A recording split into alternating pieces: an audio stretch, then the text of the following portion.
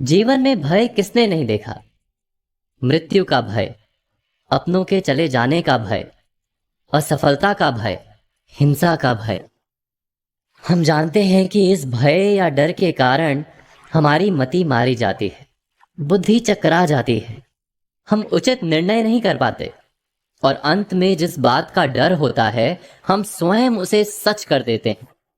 हम जीवन भर भय या डर से लड़ते रहते हैं, किंतु भय से छूटने का कोई उपाय नहीं मिलता। किंतु क्या हमने डर के विषय में विचार किया है? डर वास्तव में क्या है?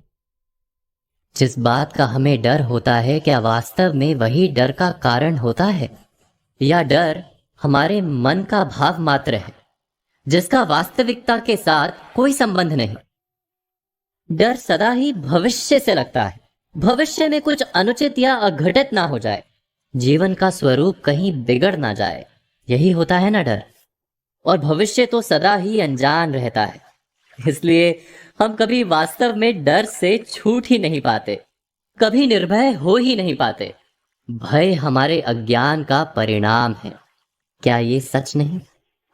गहराई से विचार करने पर हम तुरंत ही जान पाएंगे कि हम जिस अघटित या अनुचित की चिंता में रहते हैं वैसा हमेशा तो होता ही नहीं। भविष्य का क्रम तो हमारे डर से अनजान अपने मार्ग पर चलता रहता है।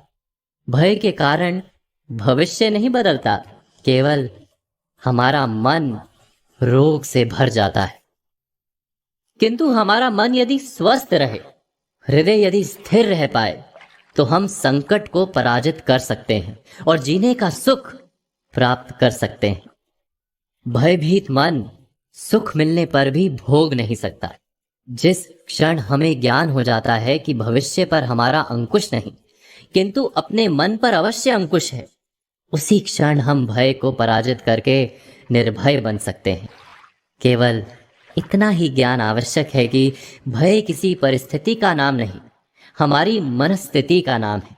मन की दृष्टि में परिवर्तन करने से हम निर्भय हो जाते हैं। तो आज की बातों पर विचार कीजिए और आने वाले कल की प्रतीक्षा कीजिए।